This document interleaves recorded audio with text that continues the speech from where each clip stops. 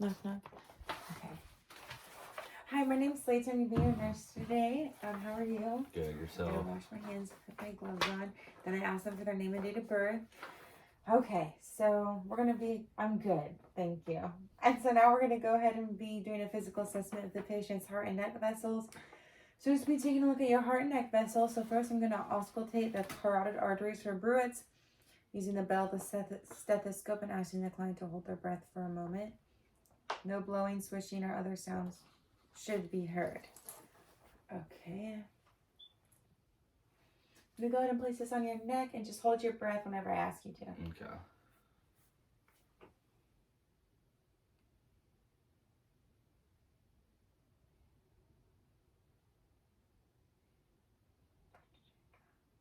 Okay.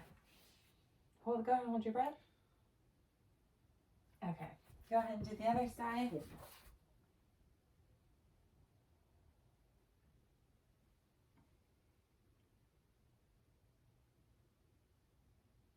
Okay.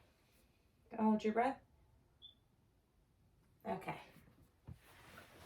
So there was no blowing, swishing, or other sounds heard over the carotid arteries, which is a normal finding. Now I'm going to go ahead and just palpate each carotid artery for amplitude and contour of the pulse, elasticity of the vessel, and thrills. I'm going to use the pad of my index and middle fingers. I'm going to go ahead and just touch your arteries in your neck. All right.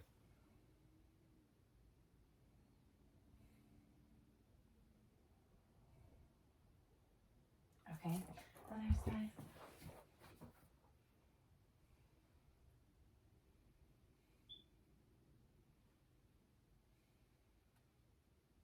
Okay. The pulses are equally strong, +2, which is normal with no variation in strength from beat to beat. Now we're going to inspect jugular venous pressure. So I'm going to stand on the right side of the client. They would normally be laying supine, and I would have them elevated to 30 to 45 degrees and ask them to turn their head slightly to the left. And for the purpose of the video, the client will be sitting, and the jugular venous pulse is not normally visible with the client sitting upright. This position, the position of 30 to 45 degrees elevated, fully distends the vein, and pulsations may or may not be discernible. For the purpose of the video, the client right now will be sitting up. So I'm just going to have you turn your head slightly this way and inspect. This is what I would do if they were laying, and I would inspect to the light. Okay, now I'm going to go ahead and look at the other side. Just tilt your head slightly to the other side. Okay, everything looks good. And so the jugular venous pulse is not normally visible if the client's sitting upright, so I wasn't able to see the pulse, so that is normal, but if they were sitting, it fully descends it, and I would be able to see it. Now we're going to measure jugular venous pressure. So normal for jugular venous veins to be visible when the client is sitting laying supine, but the client will not be doing that in this video. They'll be sitting upright, and then to test for this, you would just lift the bed up to 30 degrees, then 45, then 60, and then 90 degrees. At each level, have the client turn their head slightly to each side, using lighting to observe the jugular vein. And the jugular vein should not be distended, bulging, or protruding at 45 degrees or greater. And the clients that I just inspected theirs, they were not protruding, so that is a normal finding. Now we're going to inspect for visible pulsations. I'm going to look at the anterior chest over the heart. The client supine with head elevated to 30 to 45 degrees, standing on the right side. The apical pulse may or may not be visible. If it is, it would be in the mitral area, result of the left ventricle moving outward during systole. All right, so for the purpose of the video, the client's going to be sitting up. I will go to the right side, and then I would just inspect over their heart area for any visible pulsations. And the client has no lifts or heaves present when I'm inspecting it, so it is normal finding. Now I'm going to palpate the apical pulse for location, size, strength, and duration of pulsation. And if it is hard for you to feel with the client sitting like this, you can ask them to roll to their left side. Okay, so we're going to be looking at the apical pulse, or I'm going to palpate it first. Okay, so normally they would be laying to make it easier. I'm just going to do it sitting up. So the apical pulse, I would palpate right here.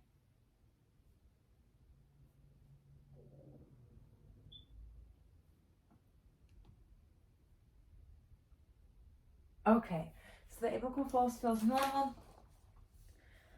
It is palpated in the mitral area, maybe the size of a nickel, 1 to 2 centimeters. Amplitude is usually like a small, gentle tap.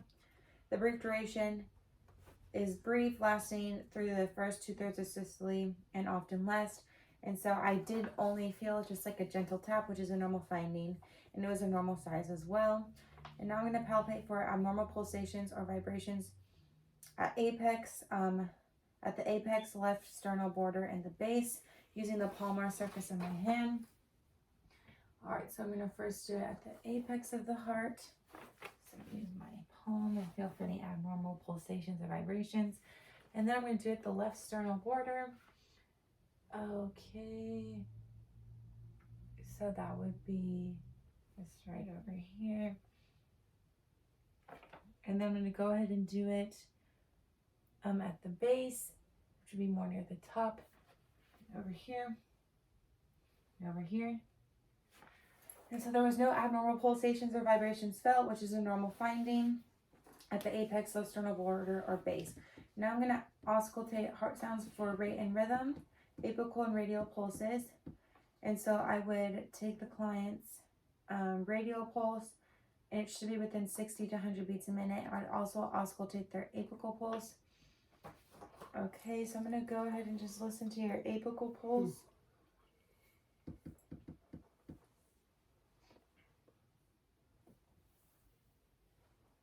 Okay.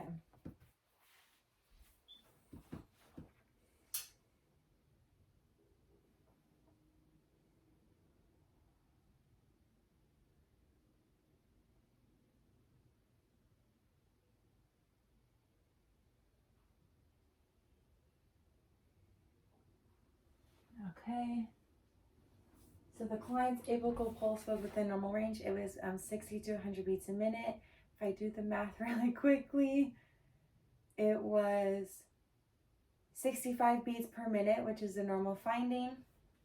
And then we're going to go ahead and do the same thing for the radial pulse on the wrist. Okay, I'm going to go ahead and see your wrist and just do your apical. I'm going to go ahead and do your other wrist since you have...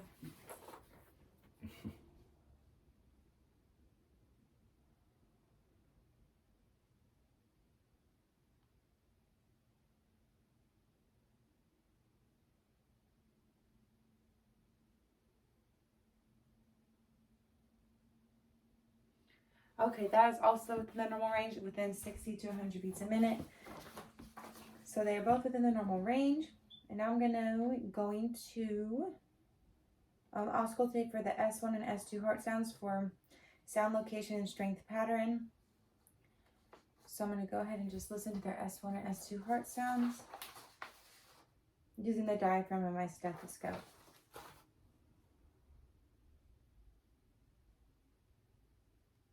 Okay.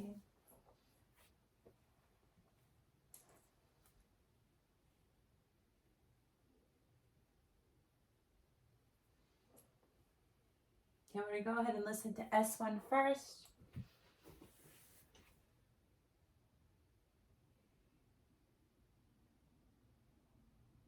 Okay, S1 sounds normal. Now we're going to go ahead and look at S2.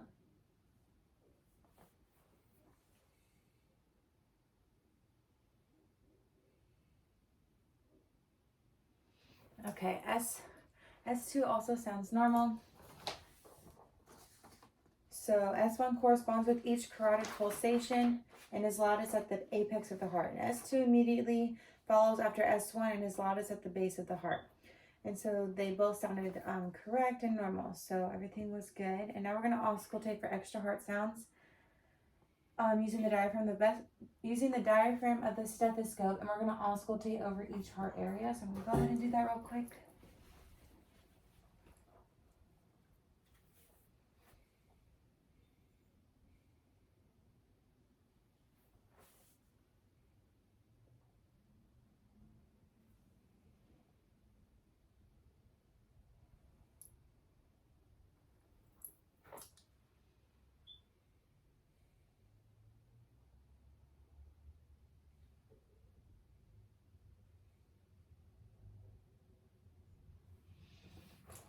All right, I heard no abnormal sounds on none of the areas of the heart, so everything was normal. So no abnormal heart sounds were heard. And now I'm going to auscultate with the client in the left lateral position, with the client sitting up, leaning forward and exhaling.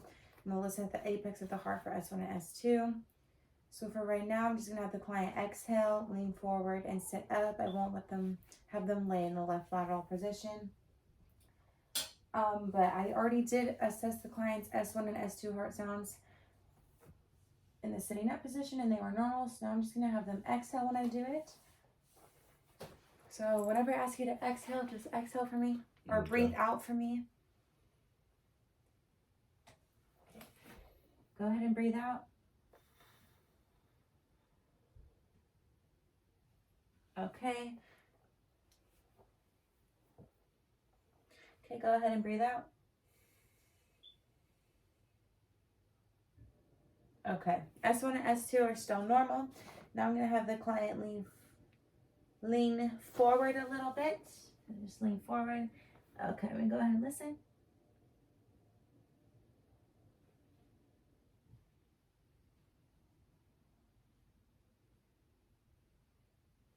Okay, S1 and S2 are normal in all the positions, which is a normal finding. Okay, so we finished assessing the client's heart and neck vessels, so now we're going to move on to the peripheral vascular system. All right, so I'm going to inspect the arms bilaterally for size, presence of edema, and venous patterning. Would you mind go ahead and removing your jacket? Thank you. Okay. So I'm just going to take a look at the client's arms, test for any edema. Okay, this arm, and then turn.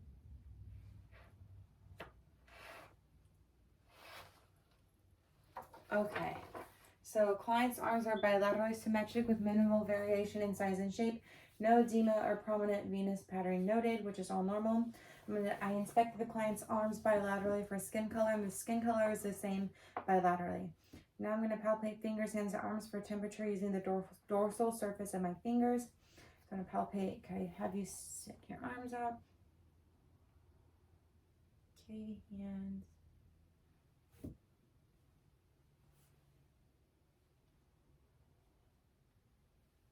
Go ahead and turn your arms.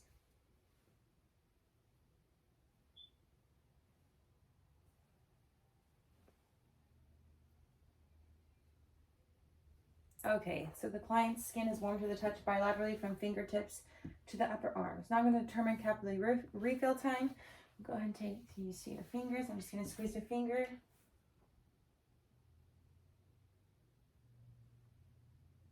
Okay, I'm going to go ahead and do your other hand. So capillary refill is normal in both hands bilaterally. The refill time is less than 2 seconds.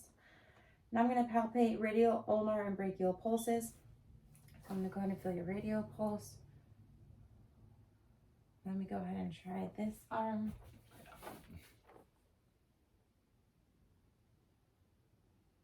Okay, that one feels normal. Now we're going to go ahead and do your ulnar pulse.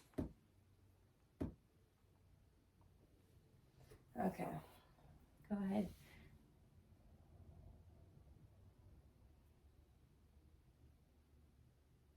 All right, that one feels normal as well. Now we're going to go ahead and do your brachial pulse. So I'm going to have you extend your arm. Go ahead and bend a little.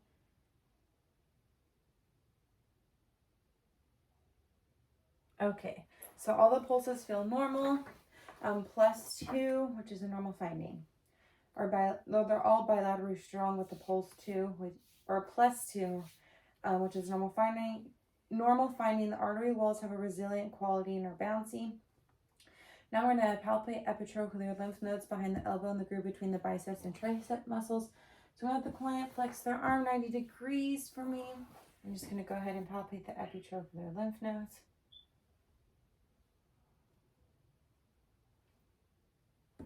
Just going like this to assess them. Okay, thank you. And normally epitrochlear lymph nodes are not palpable, so I was not able to palpate them or feel them, so that is a normal finding.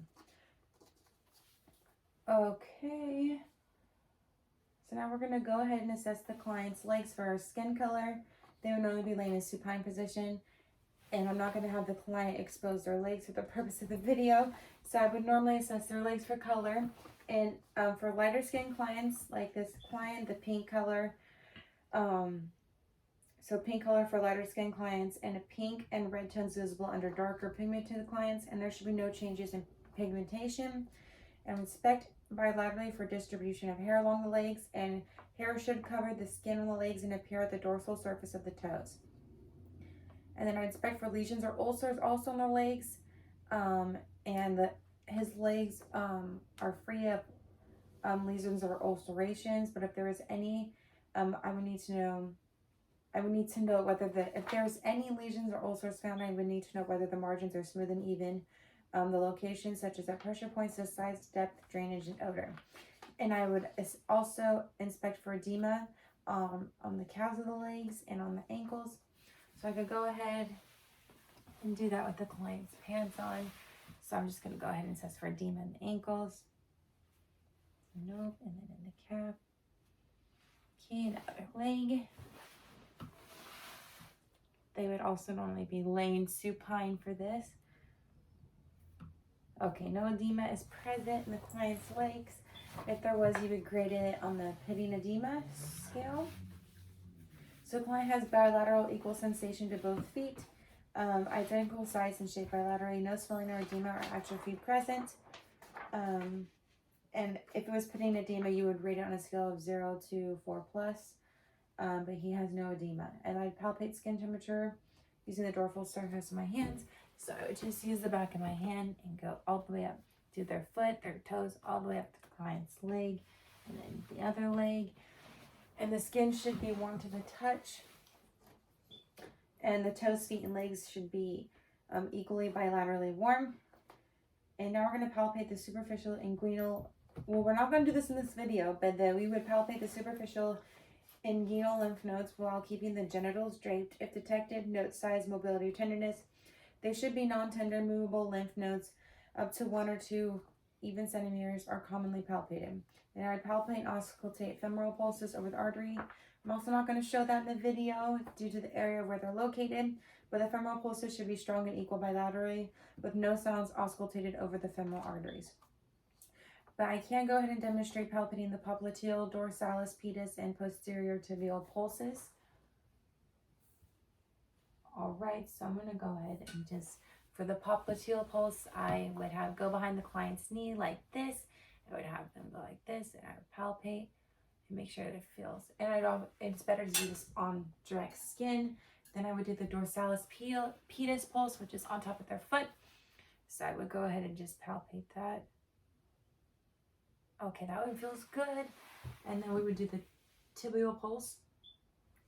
So we go ahead and do it right inside here. Obviously, the client would be in a better position. Okay, that one all feels good too. So all the pulses are strong with a normal rate of +2. Dorsalis, and we would also check them on both legs. So I'd also go ahead and assess this popliteal pulse. All right, feels good. Then I would do the dorsalis pedis pulse.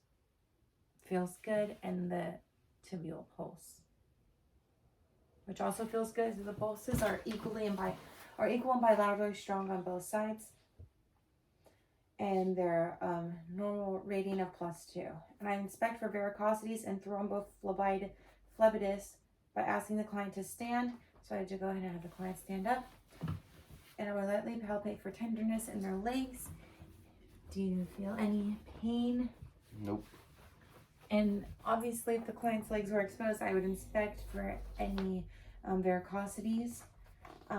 So the client did not feel any tenderness. The veins are flat and barely seen under the surface. So there was barely seen on the surface of the skin, which is a normal finding. Or you can go ahead and take a seat. And so varicosities were present. I performed the manual compression test by having the client stand, firmly compress the lower portion of the varicose vein one hand, place the other hand 6 to 8 inches above the other hand, feel pulsation in the upper hand, but he had no varicosities present. If varicosities are present, you can also do the Trendelenburg test, but since he didn't have any, that isn't necessary. All right, so that concludes our peripheral vascular system assessment. So I'll go ahead and take my gloves off, wash my hands, and escort the client out.